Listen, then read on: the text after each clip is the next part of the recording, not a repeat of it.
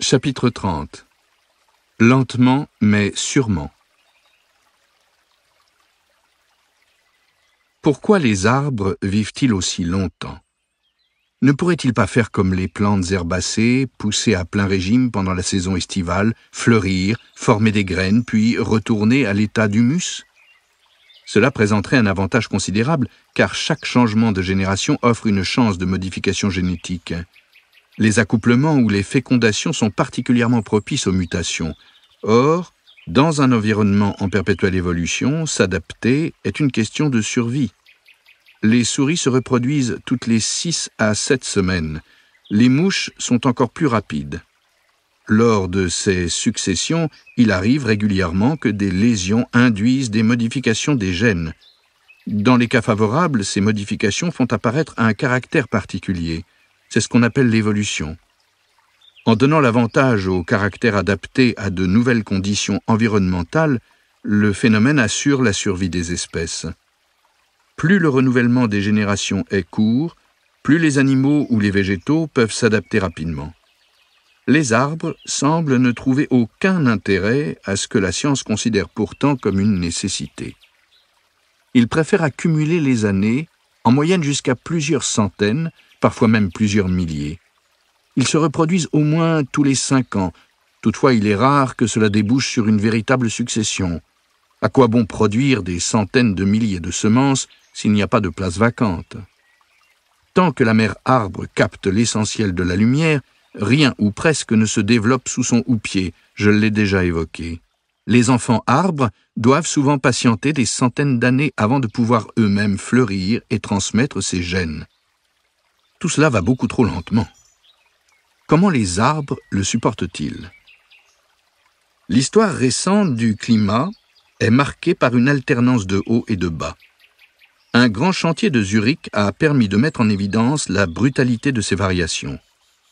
Au cours des travaux, des ouvriers ont mis au jour des souches d'arbres en relativement bon état de conservation qu'ils ont négligemment mises de côté. Un scientifique s'y est intéressé et en a prélevé des échantillons pour en déterminer l'âge. Il est apparu que les souches provenaient de pins qui poussaient sur le site près de 14 000 ans auparavant. Les variations de température que ces souches révélèrent furent plus surprenantes encore. Elles ont baissé de 6 degrés Celsius en l'espace de seulement 30 ans, puis sont remontées tout aussi brutalement. Cela ressemble au pire scénario de réchauffement climatique qui nous attendrait d'ici à 2100. Le XXe siècle, avec les glaciales années 1940, les records de sécheresse des années 1970 et le réchauffement des années 1990, a déjà sérieusement malmené la nature. 2 raisons expliquent que les arbres supportent cela avec stoïcisme. Ils possèdent une grande capacité d'adaptation aux conditions climatiques et une grande diversité génétique. Ainsi, notre être commun pousse-t-il aussi bien au sud de la Suède qu'en Sicile, 2 milieux qui, hormis un nom commençant par S, ont peu de choses en commun. Les bouleaux, les pins et les chênes sont eux aussi très tolérants. Pourtant, cela ne suffit pas à relever tous les défis. Avec les températures et les précipitations qui fluctuent, de nombreuses espèces de champignons et d'animaux se déplacent du sud vers le nord, et inversement. Cela signifie que les arbres doivent s'adapter aussi à de nouveaux parasites. Au surplus, le climat peut se modifier à un point tel que les capacités d'adaptation soient dépassées. N'ayant ni jambes pour se déplacer, ni d'aide à attendre de quiconque, les arbres doivent trouver une solution par eux-mêmes. Une première possibilité d'action s'offre à eux au tout début de leur vie. Les graines peuvent en effet réagir aux conditions environnementales, alors qu'elles mûrissent à l'intérieur des fleurs, peu après la fécondation. S'il fait particulièrement chaud et sec, les gènes correspondants seront activés. Il est ainsi prouvé que de telles conditions rendent les semis de pin plus résistants à la chaleur qu'ils ne l'étaient jusque-là. Toutefois, les plantules perdent en même temps une résistance au froid équivalente. Les arbres ont d'autres possibilités de réagir à l'âge adulte. Du jour où ils ont dû affronter le manque de précipitations d'une période de sécheresse, ils réduisent sensiblement leur consommation d'eau et ne pompent plus le sol à tout va dès le début de l'été. Les feuilles et les aiguilles sont les organes par lesquels s'évapore le plus d'eau. Dès que l'arbre constate que le manque d'eau s'aggrave et que la soif s'installe durablement, il renforce ses protections. La fine couche cireuse de la face supérieure de ses feuilles s'épaissit. En même temps, plusieurs couches de cellules externes, qui elles aussi préservent des déperditions d'eau, se superposent.